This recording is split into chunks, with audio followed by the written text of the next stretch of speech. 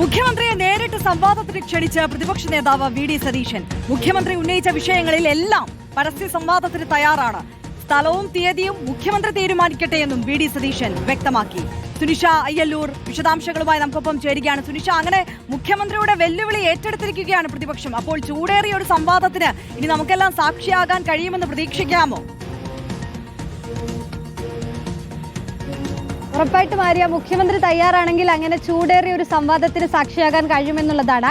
കഴിഞ്ഞ ദിവസം മുഖ്യമന്ത്രി ഉന്നയിച്ച ചോദ്യങ്ങൾക്കെല്ലാം മറുപടി എണ്ണി പറഞ്ഞുകൊണ്ടാണ് പ്രതിപക്ഷ നേതാവ് ഇപ്പോൾ മുഖ്യമന്ത്രിയെ സംവാദത്തിന് ക്ഷണിച്ചിരിക്കുന്നത്. അതായത് തന്നോട് ചോദിച്ചിരിക്കുന്ന ചോദ്യങ്ങൾക്ക് മറുപടി മാത്രമല്ല, നമുക്കും ചോദിക്കാനുണ്ട് ചോദ്യങ്ങൾ, അതിന് മുഖ്യമന്ത്രി കൂടി മറുപടി നൽകണമെന്ന് പറഞ്ഞുകൊണ്ടാണ് ഇപ്പോൾ ഇത്തരമൊരു സംവാദത്തിലേക്ക്, തുറന്ന സംവാദത്തിന് ക്ഷണിച്ചിരിക്കുന്നത്. ഒപ്പം തന്നെ സമയവും തീയതിയുമെല്ലാം അത് മുഖ്യമന്ത്രിക്ക് തീരുമാനിക്കാം എന്നതുകൂടി പ്രതിപക്ഷ നേതാവ് പറയുന്നുണ്ട്. അതിനിടയിൽ തന്നെ കൃത്യമായി ശബരിമല വിഷയമാകട്ടെ, രാഹുൽ മാങ്കൂട്ടത്തിൽ വിഷയമാകട്ടെ, ഇതെല്ലാം തന്നെ ഓരോന്നായി പറഞ്ഞുകൊണ്ട് ഒപ്പം സർക്കാരിനെ അടക്കം വിമർശിച്ചുകൊണ്ടുള്ള ഒരു മറുപടി തന്നെ പ്രതിപക്ഷ നേതാവ് നൽകുകയും ചെയ്യുന്നുണ്ട്. അതിൽ ഏറ്റവും പ്രധാനപ്പെട്ടത് ലൈഫ് മിഷനുമായി ബന്ധപ്പെട്ടുകൊണ്ട് നേരത്തെ മുഖ്യമന്ത്രി ചില ചോദ്യങ്ങൾ ചോദിച്ചിരുന്നു.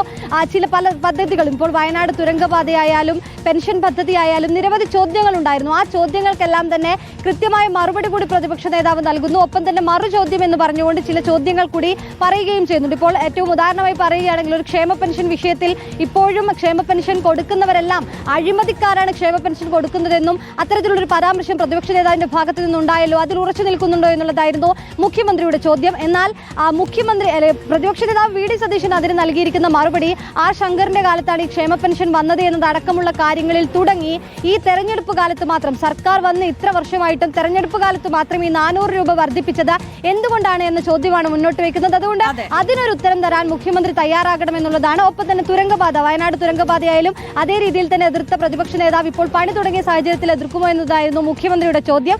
ആ സമയത്ത് തന്നെ പരിസ്ഥിതി ആഘാത പഠനം നടന്നിട്ടുണ്ടോ എന്നുള്ളതാണ് തിരിച്ച് പ്രതിപക്ഷ നേതാവ് ചോദിക്കുന്നത്. അങ്ങനെ നിരവധി മറുചോദ്യങ്ങൾ കൂടി പ്രതിപക്ഷ നേതാവ് ഇവിടെ തന്നെ പറഞ്ഞു വെച്ചിട്ടുണ്ട്. അങ്ങനെയെങ്കിൽ തുറന്ന സംവാദത്തിന് തയ്യാറാടുകയാണെങ്കിൽ ആര്യ പറഞ്ഞതുപോലെ ഒരു വലിയൊരു സംവാദം, അങ്ങോട്ടും ഇങ്ങോട്ടുമുള്ളൊരു നല്ല ജനാധിപത്യപരമായ ഒരു ചർച്ച കൂടി നമുക്ക് പ്രതീക്ഷിക്കാം. അതെ, അത്തരത്തിലൊരു ജനാധിപത്യപരമായ ചർച്ചയ്ക്ക് നമുക്ക് സാക്ഷ്യം വഹിക്കാൻ കഴിയുമോ എന്നുള്ളതാണ് ഇനി ബാക്കി നിൽക്കുന്ന ആകാംക്ഷ. എന്തായാലും മുഖ്യമന്ത്രിയുടെ വെല്ലുവിളി അത് പ്രതിപക്ഷം ഏറ്റെടുത്തിരിക്കുന്നു.